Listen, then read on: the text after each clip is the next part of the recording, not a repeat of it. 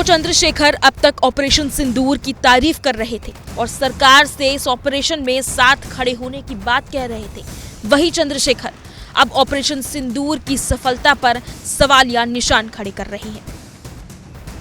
नगीना सांसद ने social media x पर एक लंबा चौड़ा पोस्ट किया और केंद्र सरकार पर इस ऑपरेशन को लेकर उंगली उठाई। नगीना सांसद लिखते हैं, 26 निर्दोष लोगों की हत्या के आरोपी अब भी फरार हैं और केंद्र सरकार कह रही है ऑपरेशन सिंदूर का लक्ष्य पूरा हो गया। 3 खूंखार आतंकियों के पोस्टर अब चिपकाए जा रहे हैं। 20 लाख रुपए का इनाम घोषित किया गया है। पुलिस अब भी तलाशी अभियान चला रही है। जैसा कि आप सब जानते हैं, भारतीय सेना और सरकार ने पहलगाम आतंकी हमले का बदला लेने के लिए ऑपरेशन सिंदूर चलाया था। पाक के 9 आतंकी ठिकानों को नेस्त नाबूद कर दिया था। 100 से ज्यादा आतंकियों को खत्म कर दिया था, जिसके बाद ऐसा कहा जा रहा था कि पहलगाम का बदला पूरा हुआ। हालांकि ऑपरेशन सिंदूर अब भी जारी है।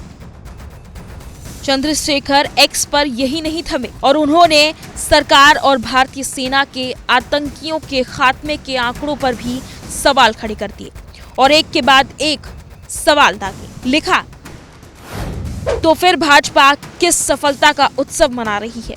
क्या सिर्फ शवों की गिनती पूरी होना ही ऑपरेशन की सफलता है? क्या जनाजों के साए में बयानवीर बन जाना ही रणनीतिक जीत कहलाता है? अगर ऑपरेशन सफल था तो हत्यारे गिरफ्त से दूर कैसे हैं? अगर सरकार वाकई गंभीर है तो पीड़ित परिवारों को इंसाफ कब मिलेगा? भीम आर्मी चीफ यही नहीं थमे और उन्होंने एमपी बीजेपी मंत्री द्वारा कर्नल सोफिया कुरैशी पर किए गए विवादित बयानबाजी को भी लेकर बीजेपी को निशाने पर लिया। उन्होंने कहा, क्या यही है नारी शक्ति वंदन का असली चेहरा? जो सैनिक देश के लिए जान देने को तैयार है, उसी पर ऐसी बयानबाजी की जा रही है। साथ ही उन्होंने विजय शाह के मंत्री पद पर अब तक बने रहने पर भी आवाज उठाई है और सरकार से पूछा है कि आखिर विजय शाह मंत्री पद से कब हटेंगे। बता दें कि इससे पहले चंद्रशेखर ने ऑपरेशन सिंदूर को लेकर सरकार की तारीफ की थी।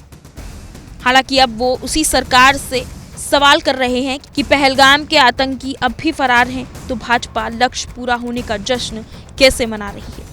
खैर, चंद्रशेखर के इन सवालों पर आपकी क्या राय है, हमें कमेंट में बताएं।